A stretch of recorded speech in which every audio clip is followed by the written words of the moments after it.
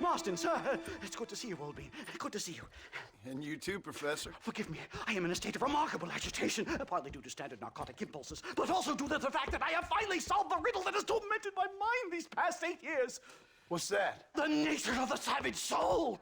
What makes some societies great, like ours, and others, not worse. I would never use a pejorative such as worse, but lesser. Meaning? What makes these beings less human than us? Closer to beast on the continuum between animal and God. You know, I argued with Fortescue at Yale about this. It caused a minor scandal. But I shall be proven right, sir. I shall. Mark my words. I shall show them all what civilization is all about. The redskins and the nubs at Yale. Come, sir. I have a way to sate both our desires. I will bring you, Vanderlint and me, the evidence of savages reverting to type. Come, sir.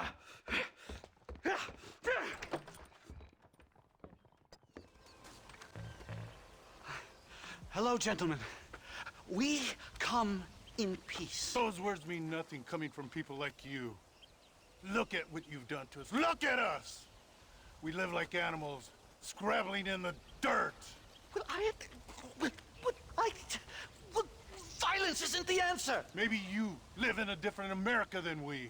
Men like Vanderlint will lead you to disaster. I think we've already experienced disaster. The likes which you could only imagine. Put your hands up! We come in peace! Do as he says, Marston. You call this a meeting? Give me your damn weaponry. This is not what we agreed to. You shut your mouth, you treacherous snake! Holy shit, damn, Dutch! Professor, get down, now! It's a nightmare! Do something quick! Just keep your head down! Are you fellas pissed sitting down or something? Whatever you do, please don't leave me in here! You have reached the assigned place. Never in all my days!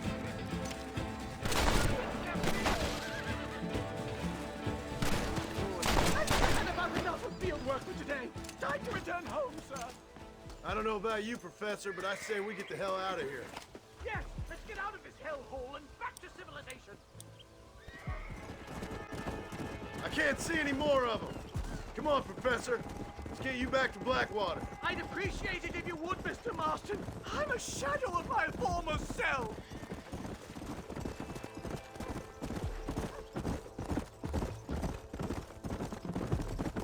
Well, I can safely say that was the worst experience of my life. I wish I could say the same. Blackwater.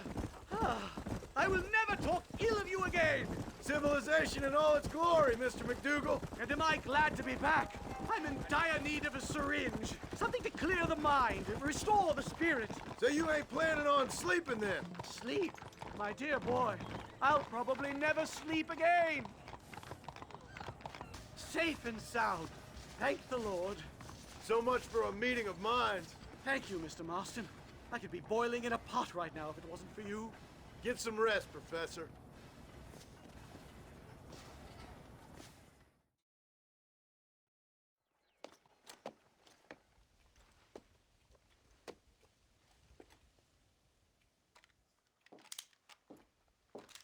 What do you want, Marston? My family. I've done what you asked.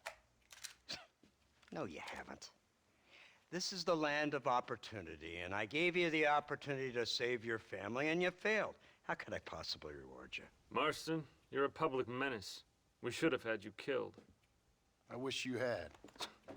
But since you didn't, where's my family? Oh, spare me the noble savage fall on the sword tripe, will you, old boy? It's nauseating. You don't wish to be dead. You're an insignificant creature desperately clinging on to life like the rest of the scum in this town. Yeah, I know, it's tough. You like Dutch. He's a charming fellow. He makes sense. He's like one of those nature writers from back east. Only he takes things a tiny little step too far. Rather than just loving the flowers and the animals and the harmony between man and beast, he shoots people in the head for money and disagreeing with them. He's a goddamn killer. Now, I'm not a great intellect, but the metaphysical leap from admiring the flower to shooting a man in the head because he doesn't like the flower is a leap too far. So, I know it's easy. You see, me and Archer, we're the bad guys. We enforce the rules. Now, while the rules may not be perfect, they're really not so bad. Exactly. What's the alternative? Yeah. See, I'll tell you what the alternative is. It's not complicated. It's about one man and his gun versus another man. Sure, civilization may be dull, but the alternative, Mr. Marston, is hell. And the way you enforce this civilization, this freedom for men to like or not like flowers, or whatever in God's name you were just talking about, is to kidnap a man's wife and son? Well, I know there's contradictions. I'm not going to lie to you. Yeah, as I said, I'm not a great intellect. Now, after the debacle with the army and the bank, we have to put Mr. Vanderlyn to rest ourselves. Will you help us? Do I have any choice? Now that you mention it, no. Then what was that pretty speech in aid of? I don't rightly know, but it sure felt good saying it. Shall we, Mr. Marston? Let's go.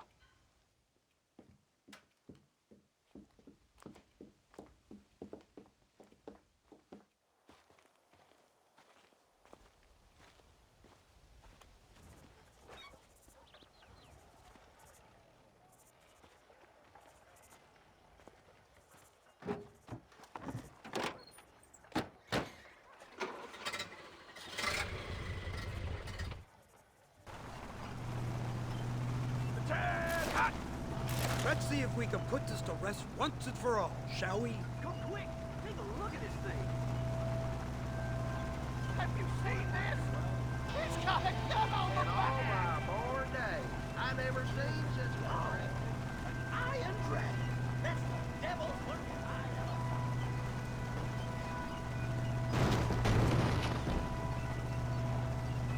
Oh my God! What kind of automobile is that? This killing machine of yours seems to be turning a few heads. Our armed forces have no equal.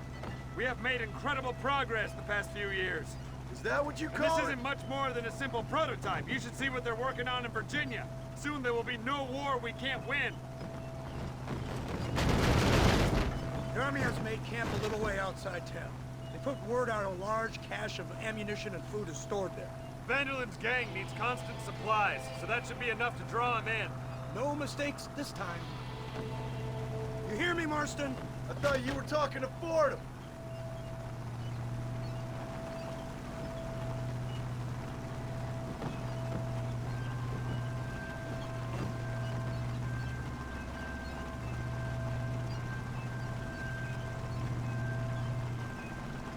Here they come! Look, they brought the machine gun!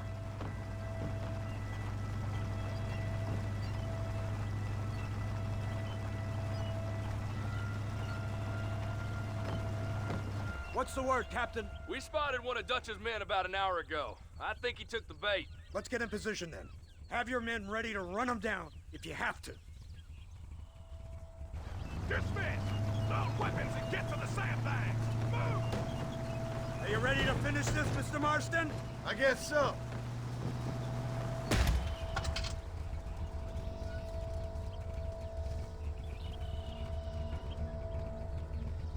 Hold your fire until I give the word.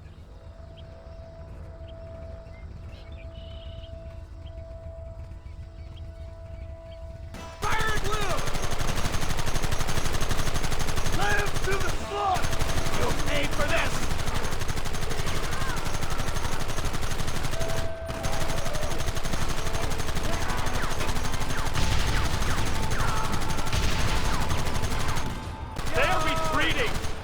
fire and mount up. We're going after them.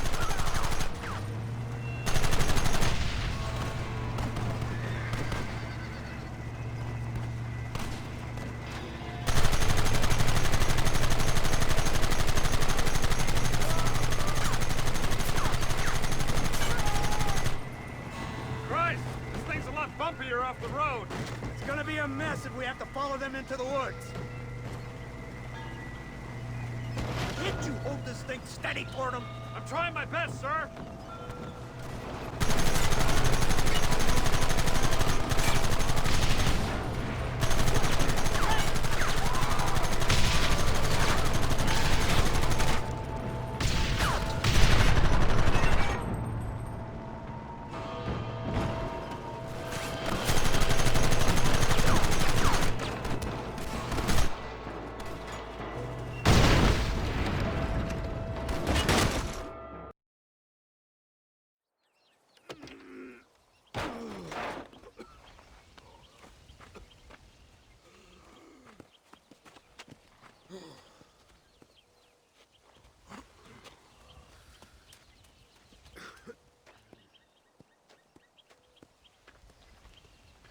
Well, Mr. Marston, it seems like your mentor Dutch no longer looks quite so kindly to his student. That man is insane. So it seems. I think we need to get him before sundown. As you say, Captain. Otherwise, he'll be gone again. And what if I say no? Now, before I shoot you myself, let me just point out the obvious. The one person we have left that can appeal to Mr. Vanderlyn is the last person we know who knows him. Your wife. That won't be necessary. Mr. Ross, Captain, let's go. So you're the one who's gonna kill him? Dutch? Yep, that's what they keep telling me. But if you feel like doing it, please be my guest. This is suicide, if you ask me. My scouts have seen that fort of his. I wanted to wait for more men, but them city boys back there weren't having none of it. And you answer to them? Unfortunately, it seems that now we do. They said you was in a gang with this Dutch Vanderlyn. I was once, a long time ago. Don't seem like the kind of fella you want to run with. Unless I completely misjudged your character, of course. When he turned crazy, I left. At least I tried to leave. Till those suits back there came and knocking, threatened to kill my wife and son if I didn't go after them. Strange times we live in, partner. Strange times. It's a funny business. Army, government men, criminals, with all due respect. You're telling me? Too many hands on the tiller, if you ask me. This is how mistakes happen. My boys don't know who's giving the orders no more. Take it from me, mister. When we get up there, it ain't gonna matter. It'll be every man for himself.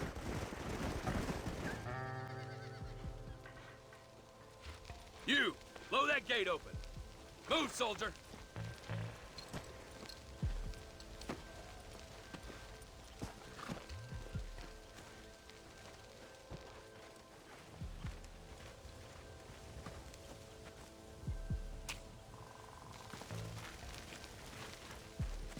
Go! Get down!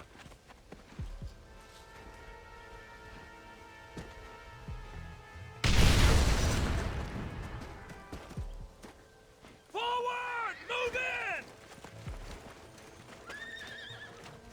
Jackson! You're hard men, are you?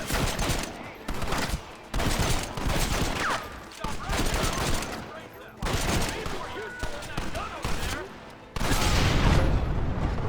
Over there! Eyes up, men! That ain't done!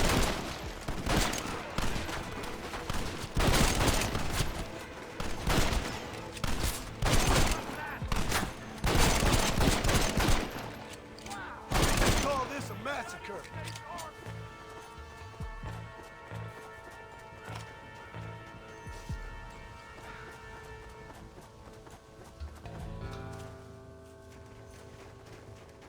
Right, Marston. We'll take 2 men with us. The rest will stay here and take care of the wounded. They'll plant charges at the gate. You and I'll provide the cover fire. What are you doing? Shoot them! Take cover, men! Damn, I feel like that. Here it comes! You tend to your wounded. I gotta face Dutch alone.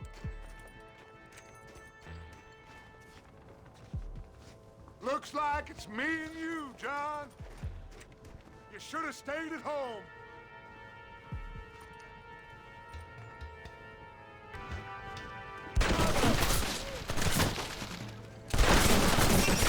Damn it! To the government, John, for all I taught you. Time and change. I don't have a choice. There's always a choice. You're just too blind to see. They got my family. Son of a bitch! God damn it!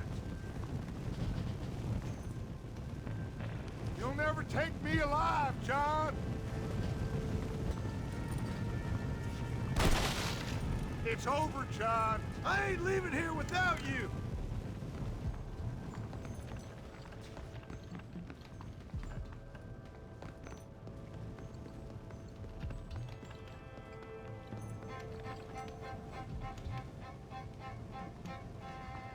You're just like me, John.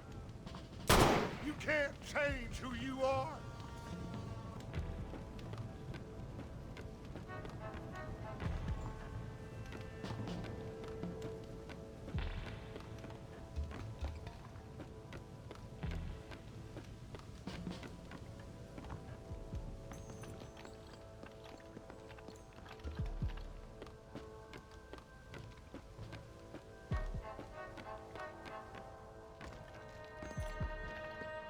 Hope he stops doing that.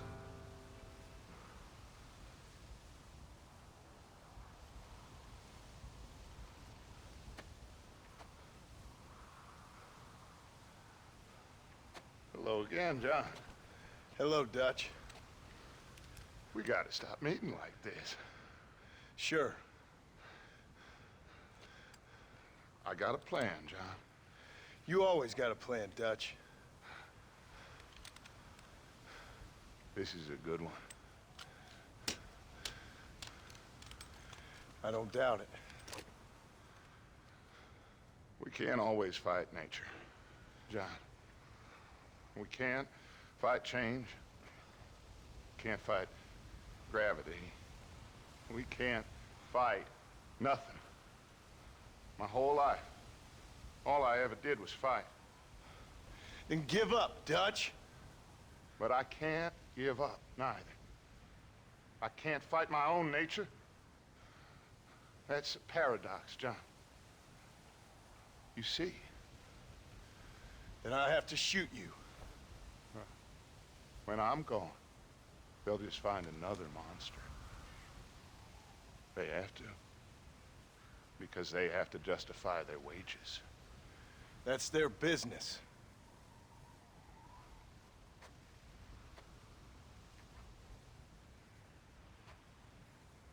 Our time has passed, John.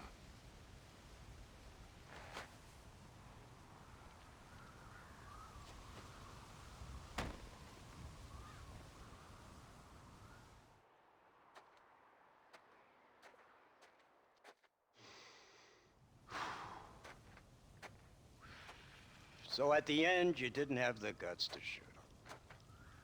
The man's dead, Ross. Sure. Can I see your gun?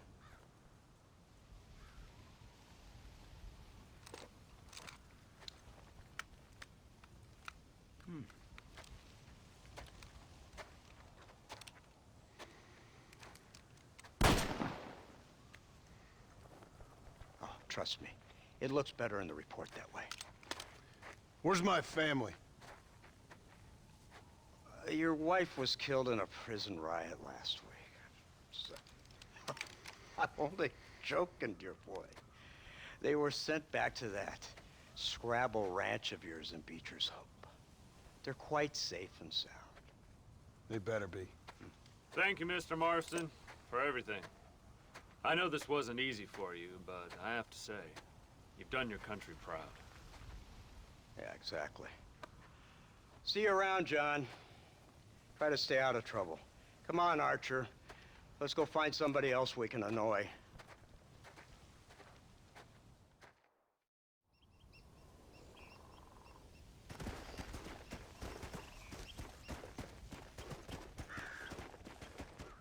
Now I know the only compass that I need is the one that leads back to you. And I know the only compass that I need, oh, is the one leads back to you. And the burning blisters on my feet will call to hold me as I'm close to fall. Away from the warmth of your arms I stray, off the radar and into harm's way. Now I know the only compass that I need, oh, is the one that leads back to you.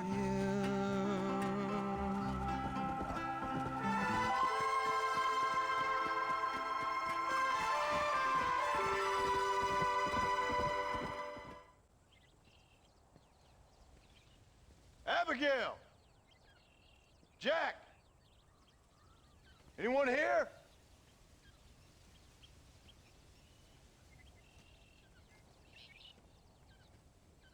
Anyone home? Oh, darling. I never thought I'd see this day again. You no good hillbilly piece of shit! I thought you was dead! I thought you was dead, John, huh? Where you been? Where you been? You know where I've been, darling. You know. You saw Dutch, didn't you? Yeah, I saw him. And Bill? Yeah, I saw him too. And you didn't go back to him? I left that life. Just as you left yours. How'd they treat you? Oh, I can take care of myself, John. One guard got funny on me one time, but I wasn't so ladylike and he didn't try it again. Nor no one else. How's the boy? Oh, like you. And like me. Well, he's like a kid growing up without a father. That ain't fair. What is fair? Well, some trees flourish, others die. Some cattle grow strong, others are taken by wolves. Some men are born rich enough and dumb enough to enjoy their lives. Ain't nothing fair, you know that. We tried to change. I mean, ain't that what you're supposed to do? We did change. And it's over now.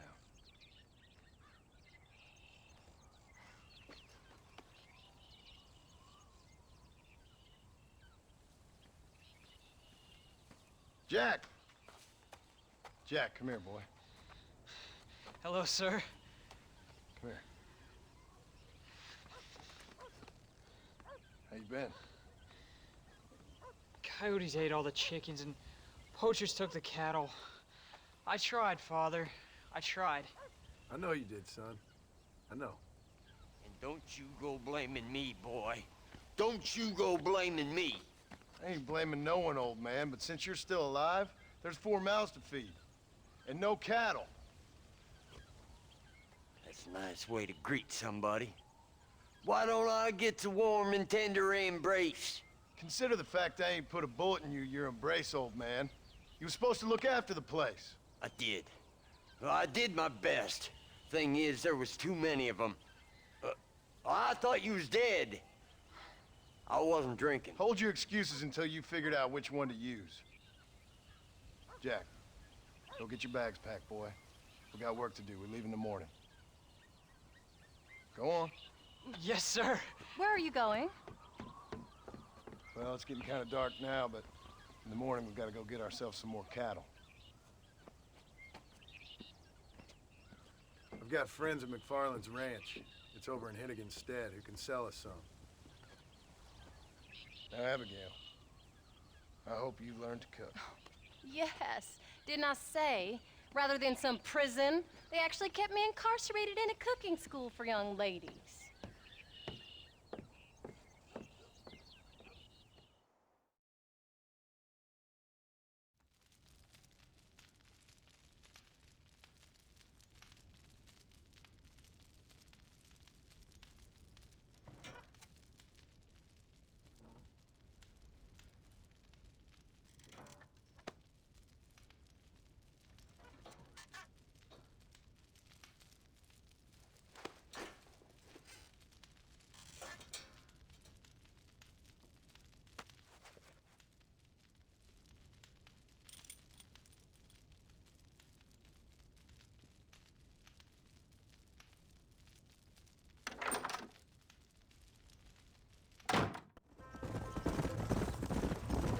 feeling, Jack?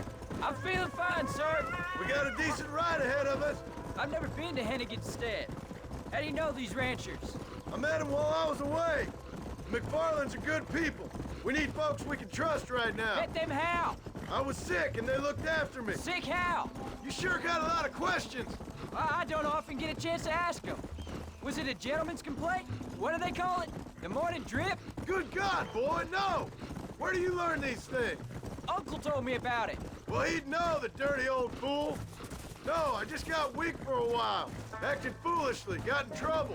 Guess I was a little out of practice.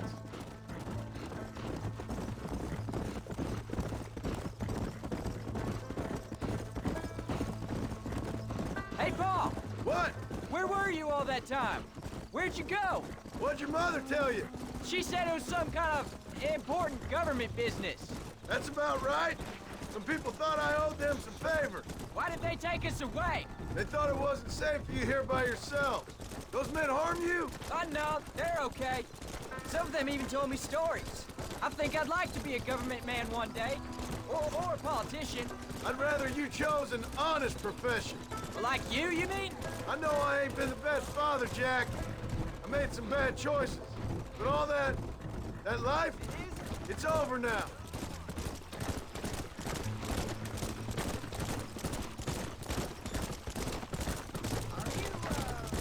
Paul, was it something to do with Mr. Dutch and Bill? Why you went away? Who told you that?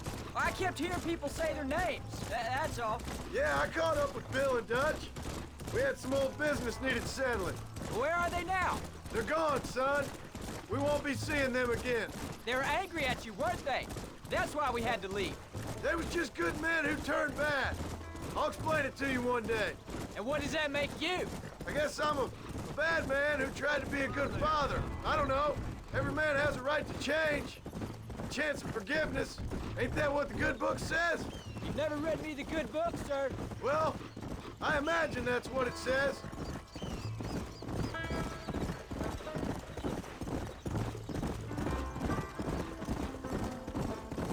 So, you ready to learn about herding cattle? I've never seen you herd anything, Paul. Apart from the odd pack of drunks. The McFarlands were good to me, and I helped them out in return. I learned a few things along the way. Wait till you see their ranch. What ours will be one day. I read in the newspaper their ranching's dead. Soon it'll just be factories and businesses around here. You shouldn't believe everything you read. I was thinking, maybe I might be a businessman. I thought you wanted to be a writer. Well, I could be both. A rich industrialist who writes novels about the Old West on the side. You can be whatever you want, son, but for now, let's concentrate on getting some food on the table. There's the ranch. Come on, let's see if we can find Mr. McFarland.